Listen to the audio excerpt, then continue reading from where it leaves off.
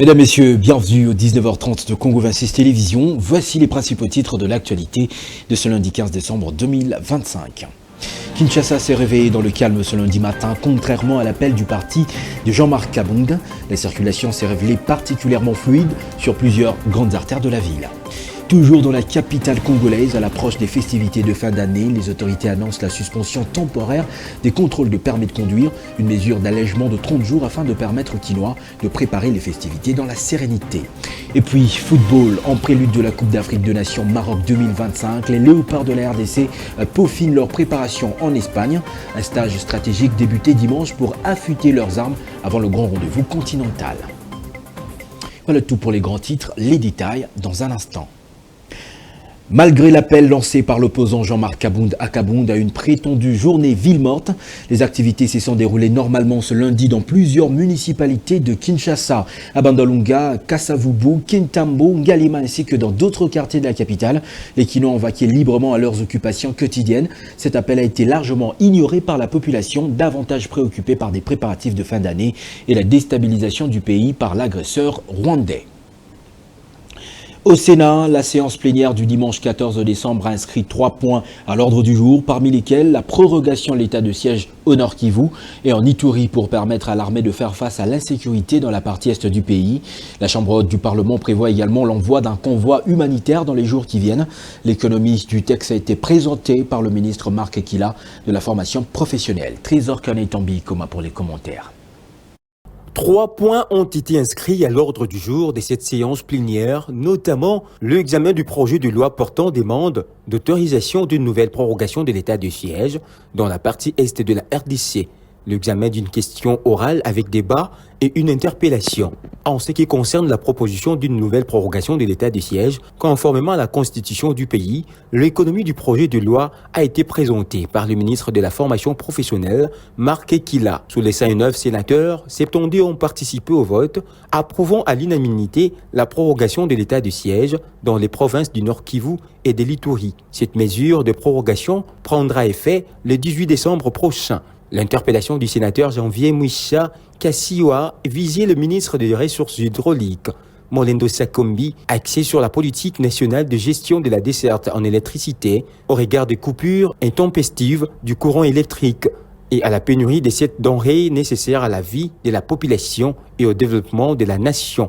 En outre, le VPM chargé de l'intérieur, décentralisation et affaires coutumières, Jacques Chabani Louko, a également répondu aux préoccupations exprimées par les sénateurs Jean Bamanissa Saïdi et Jean-Pierre Batumoko dans le cadre de la question orale avec débat qui lui a été adressé. Le numéro 1 de la territoriale a évoqué les obstacles rencontrés par l'Office national d'identification de la population, ONIP, dans l'exécution de ces tâches. Des propos jugés insatisfaits par le sénateur Batumoko qui a formulé 1967 recommandations, tandis que Jean Bamanissa en a formulé 12. Lesquels seront traités au cours des prochains échanges au Sénat. Dans la dynamique d'une gouvernance territoriale plus efficace, le Fonds national d'aménagement du territoire a lancé l'ouverture d'un atelier de formation sur le renforcement de capacité de ses cadres et agents. Cette formation du 15 au 17 décembre dans la grande salle du ministère des Affaires étrangères sous l'autorité du ministre Jean-Lucien Boussa Tangba. Séphora Robichi et Célestin Kalombo-Kabea. C'est la directrice générale du Fonds national d'aménagement du territoire, FONAT, qui a ouvert avec solennité l'atelier de renforcement des capacités des cadres et agents en vue de redynamiser les compétences au sein de l'institution. Dans son mot des circonstances, Jeanne Boliboté a salué l'initiative et souligné l'urgence de former des agents dotés des compétences réelles pour relever les défis de l'aménagement du territoire. Nous avons organisé un atelier de renforcement des capacités des cadres agents du Fonds national d'aménagement du territoire. Et vous savez, tous les cadres des agents, les socles d'un investissement, les socles d'une institution forte, c'est d'abord son capital humain. Et il est pour nous très crucial que nous puissions accorder cette opportunité à nos cadres et agents. Et tout à l'heure, nous avons 3 jours affilés pour la réalisation de nos résultats. Parce que nous sommes fixés des objectifs, nous avons des modules, nous avons des experts Et nous allons aussi, donc le thème principal, c'est les éléments fondamentaux de l'aménagement du territoire. Cette formation intervient quand les chefs de l'État, au courant de cette année, au mois de juillet, a promulgué la loi sur l'aménagement du territoire. Dans cette loi, il y a plusieurs outils qui vont permettre à ce que les espaces de la RDC puissent être bien gérés. Présent lors de la cérémonie, le ministre Jean-Lucien Boussa Tongba a réaffirmé l'engagement du gouvernement à bâtir une gouvernance territoriale moderne, crédible et décentralisée. Il a également insisté sur l'importance de disposer de cadres bien formés, capables d'assurer la mise en œuvre de politiques nationales d'aménagement du territoire dans toutes les provinces. Les modules de formation et la pertinence des matières retenues permettront aux cadres et agents du FONAT d'être mieux outillés et d'avoir un impact significatif sur la planification durable. Cette formation apporte par ailleurs des solutions adéquates à des problèmes de portée dépassant inédits. Elle place les cadres et agents au cœur de l'ambition du FONAT à mobiliser les ressources à travers leur travail au quotidien en matière d'aménagement du territoire. Il y a espoir qu'à l'issue de ces 3 jours de formation organisées au profit des agents et cadres du FONAT, des actions concrètes suivront, traduisant cette volonté politique en résultat sur le terrain. Des transitions du pays. L'État congolais, à travers la chancellerie des ordres nationaux, a procédé à la décoration des médailles. Une cérémonie présidée par le chancelier des ordres nationaux, le général-major André Matui Tezoloa, au siège de cette chancellerie située à Kinshasa-Gombe. Le député national élu du district de la Tchangou, Antoine Ntabala, a été décoré d'une médaille de mérite civique en premier et en deuxième d'une médaille d'or et de mérite conjugal conjointement avec son épouse Judith Kajamba pour leur engagement dans la promotion, la stabilité et la sauvegarde de la famille, cellule de base du pays depuis plus de 3 décennies. Donen Bouindaya et Joseph Ikiati, témoins de l'événement. C'est dans une atmosphère solennelle que le député national Antoine Tabala a été décoré de la médaille des mérites civiques en reconnaissance de son engagement constant dans des actions concrètes en faveur du développement social au service de la nation, notamment dans la lutte contre la mortalité infantile et maternelle, lutte contre l'épidémie de la rougeole, la malnutrition et tant d'autres depuis plus de 30 ans pour le bien-être de communautés. À cette occasion particulière, une seconde distinction des mérites conjugales lui a été décernée conjointement avec son épouse Judith Kajamba, saluant leur combat commun en faveur de la protection et la promotion de valeurs familiales. Recevant cette double distinction, le lit national a exprimé sa gratitude au président de la République pour les efforts fournis au quotidien pour le retour de la paix. À la première dame pour sa plus grande distinction au regard de ses réalisations dans les domaines humanitaires, aux personnes qui l'ont soutenu dans ses débuts, ainsi qu'à l'assistance présente sur les lieux de la cérémonie. Les hommages les plus différents au président de la République, qui, de manière constante, est en train de mener des efforts pour le retour de la paix dans notre pays. Je ne saurais pas évoluer sans rendre hommage à celle qui m'a coaché à l'époque. Je cite Maman Marie Balagizi, Maman Kaba, Thérèse Mémoire. Par la suite, au regard des nombreux défis auxquels les familles sont confrontées dans notre pays, j'ai initié la grande campagne de légalisation des mariages des policiers, des militaires, des enseignants, des fonctionnaires de l'administration publique. Et à ce jour, depuis le 3 novembre 2007, j'ai accompagné 21 994 mariages civils. Avec mon épouse, nous dédions, elle et moi-même, ces médailles à une personnalité, la première Congolaise de la République démocratique du Congo, je cite la très distinguée première dame, qui, au regard de ses réalisations dans le domaine de l'éducation, dans le domaine de la santé, elle a une mention, la plus grande distinction. L'élu de la Tchangou s'est également engagé dans l'éradication de la drépanocytose en République démocratique du Congo par la prévention et la prise en charge des drépanocytaires. Il est porteur de la proposition de loi visant la lutte contre la drépanocytose en RDC. Vous savez qu'il y a la drépanocytose, anémie SS, qui sème la désolation dans notre pays.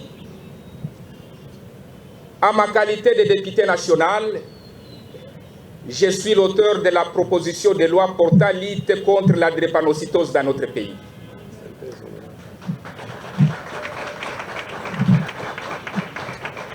Cette cérémonie vient ainsi rappeler que les services rendus à la nation, lorsqu'il est porté par des valeurs familiales solides, méritent d'être reconnus et honorés.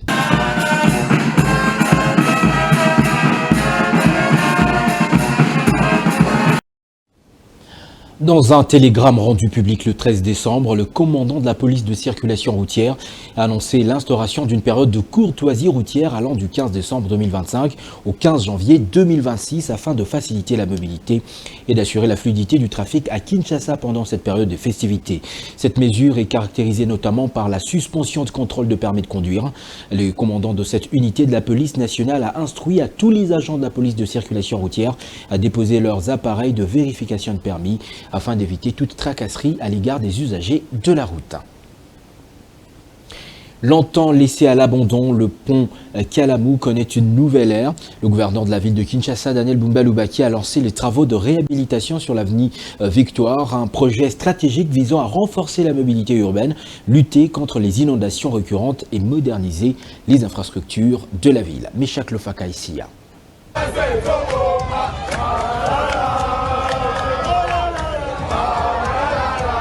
Longtemps abandonnée, cette infrastructure stratégique retrouve aujourd'hui toute son importance à travers un projet structurant. Lancé sous l'impulsion de Daniel Bumba Lubaki, après des études techniques approfondies. Au-delà de la simple reconstruction, l'élévation de la hauteur du pont répond à une problématique majeure, la gestion des eaux et la lutte contre les inondations récurrentes qui pénalisent les riverains et les usagers. Couplés aux travaux annoncés sur l'avenue Victoire, ces efforts visent à fluidifier les trafics et à désengorger l'un des axes les plus fréquentés de la capitale, comme l'explique le premier citoyen de la ville. Le chantier est ouvert. Ils allaient 4 mois selon les experts pour la pont haut. Mais tout d'abord, on a pont haut. Pour ça, la victoire debout, c'est-à-dire qu'on a la sayo, la université. Cette initiative s'inscrit pleinement dans la vision de modernisation urbaine portée par le président de la République, Félix Antoine Tshisekedi Tshilombo, traduisant une volonté claire d'améliorer durablement les cadres de vie des Kinois et de doter Kinshasa d'infrastructures modernes adaptées aux défis actuels et futurs.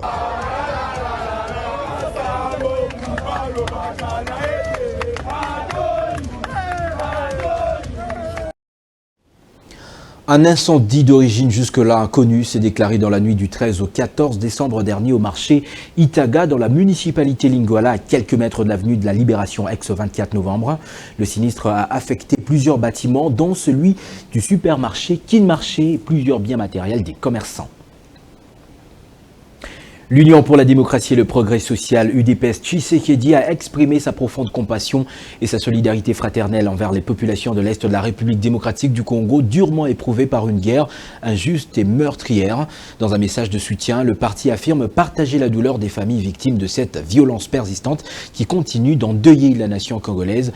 Résilience et espoir accompagnent les compatriotes de la partie Est de la République dans l'attente d'un retour durable de la paix. Propos recueillis par Carlos Trésor, Carlos Lofaka Nzembo.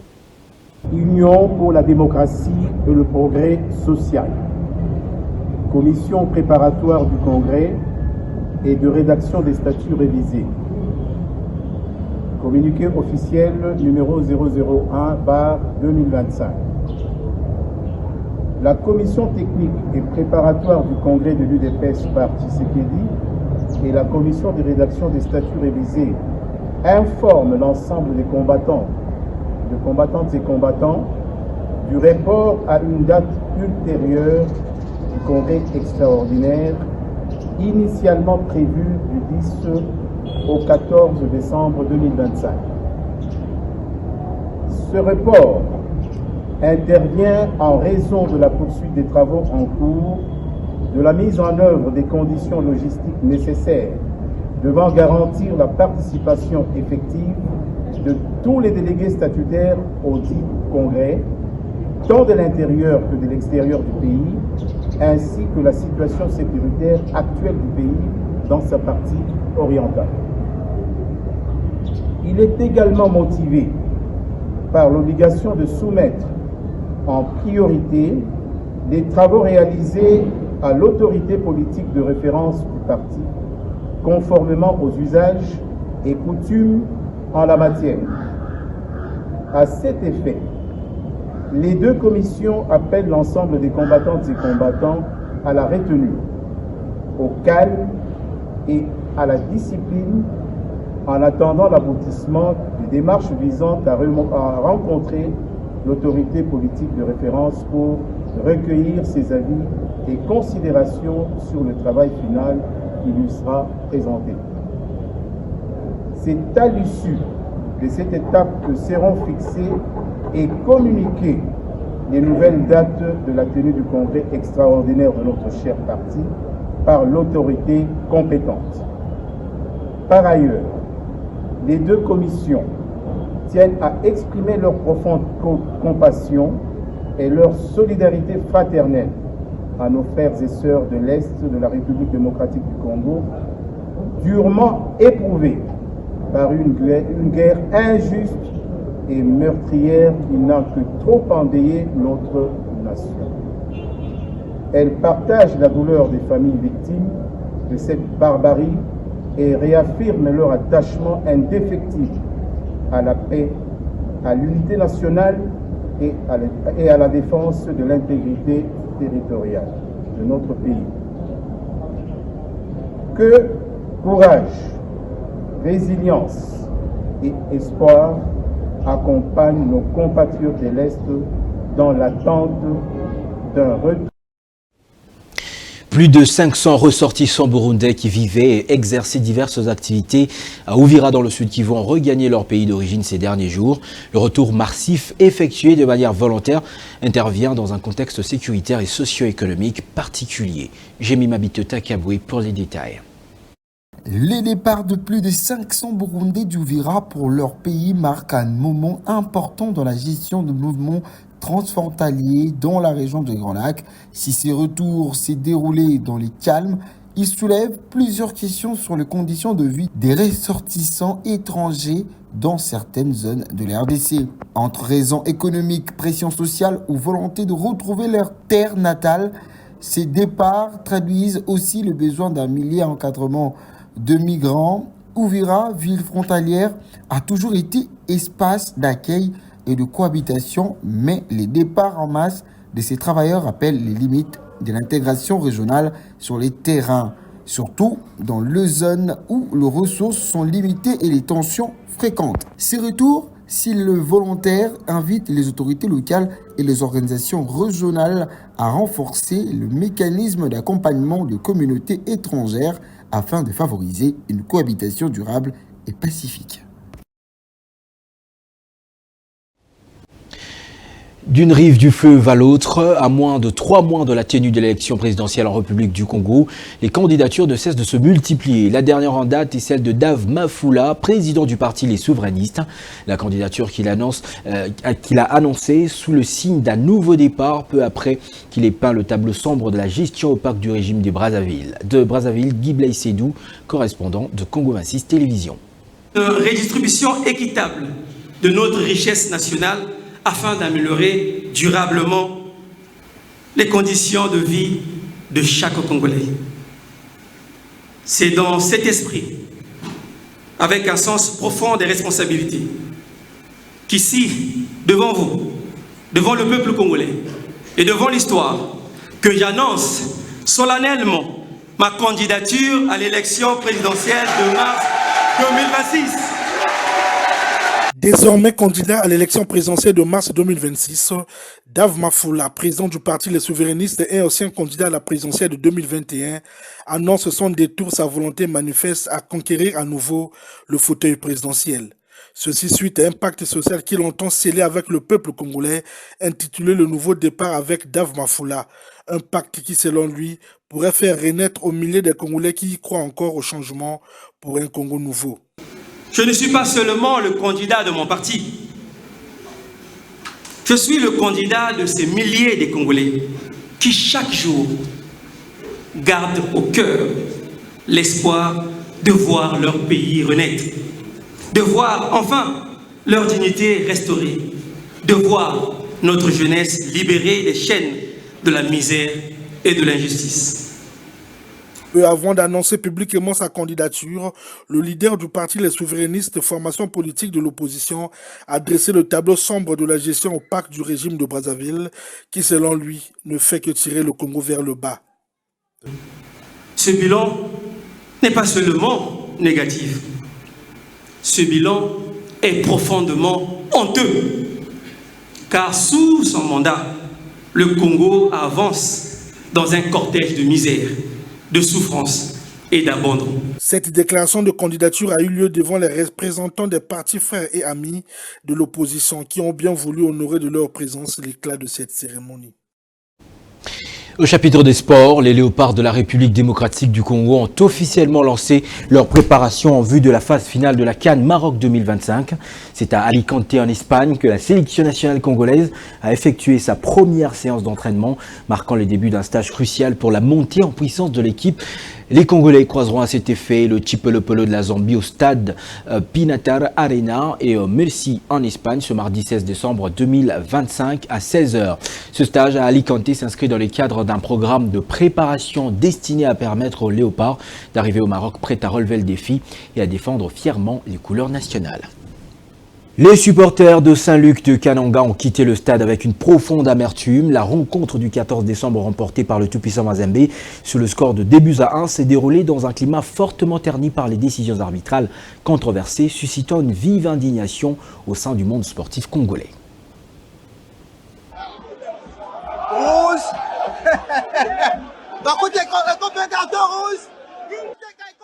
De le coup d'envoi, l'atmosphère bascule. L'arbitre a posé les bases d'une injustice flagrante en adressant un carton rouge imaginaire à l'un des cadres des Saint-Luc. Une décision incompréhensible a rapidement déséquilibré la rencontre. Réduit à 10 contre 11 dès les premières minutes, Saint-Luc a dit livrer un combat inégal face au tout-puissant Mazembe Anglebert. La suite de la rencontre, elle n'a fait que confirmer les sentiments d'arbitrage partial. Ces fautes commises sur le joueur de Saint-Luc ont été systématiquement ignorées. L'arbitre fermant les yeux comme un bébé au berceau. Malgré le début de Mazembe, les hommes de Nancy Kapen, Maïmona, dit Obama, sont restés combatifs et ont été récompensés en fin de match par la réduction du score de Mwambaï, espérant au terme d'une frappe précise logée dans la lucarne. Dégagez la frappe! Porté par cette dynamique, les hommes du président maître Donald Kabasele ont mis Mazembe sous pression, le poussant à défendre. Mais là encore, l'arbitrage a fait basculer le match. Une main évidente dans la surface de réparation du tout-puissant Mazembe, qui aurait logiquement dû être sanctionné par un penalty, a été encore une fois ignorée.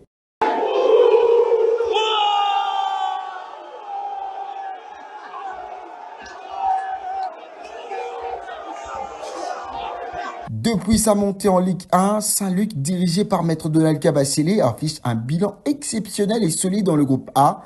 8 matchs, 4 victoires, 2 nuls, 2 défaites. Même en infériorité numérique face à Mazembe, les hommes du coach Nancy ont su faire douter les Corbeaux, confirmant qu'ils ont leur place parmi l'élite. Cette rencontre relance les débats sur l'équité du championnat et la qualité de l'arbitrage, tandis que Saint-Luc, porté par son public, s'affirme comme une force montante du football congolais. Il devient impératif de confier les rencontres à des arbitres professionnels, impartiaux et intègres, afin de garantir des matchs dignes de leur nom.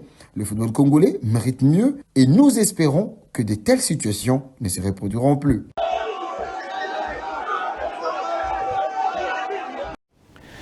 Cap vers la France, où la justice vient de frapper l'ancien rebelle Roger Lumbala.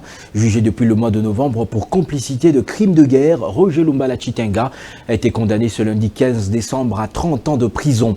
À titre de rappel, l'acteur politique congolais avait peu avant et à l'ouverture du procès dénoncé une violation de la procédure par la justice française. Il a indiqué que cette dernière n'avait pas de compétence de le juger, étant donné que le dossier était un examen en République démocratique du Congo, son pays d'origine, qui n'attendait que la suite à sa demande d'extradition. C'est la fin de cette grande édition du journal. Je vous rappelle ses principaux titres. Kinshasa s'est réveillé dans le calme ce lundi matin, contrairement à l'appel du parti de Jean-Marc Abouna. La circulation s'est révélée particulièrement fluide sur plusieurs grandes artères de la ville.